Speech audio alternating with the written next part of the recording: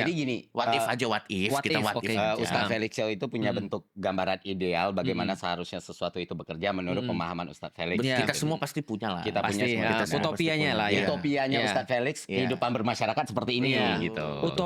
Utopianya ketika orang ditanya ya, kalau konsep dalam tanda kutip utopianya di dalam Ya, ya, Islam ya. pastinya adalah kehidupan di zaman Rasul sebenarnya. Jadi di zaman Rasul itu kita tidak berbicara tentang kemajuan sains atau kita tidak berbicara tentang misalnya kemudahan hidup, karena kalau sudah pasti dibandingkan pasti lebih mudah kehidupan yang sekarang, dan juga sains pasti Ya, lebih ya. berkembang sekarang.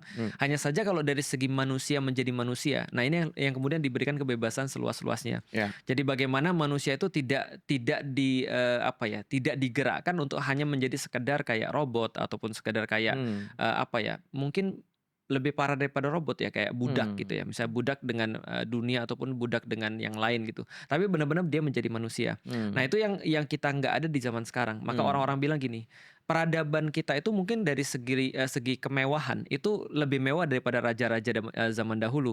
Jadi kehidupan seorang Felix ataupun Coki ataupun Ferry itu jelas lebih mewah daripada raja-raja Eropa bahkan di zaman dulu, karena kita menikmati kemewahan yang tiada taranya.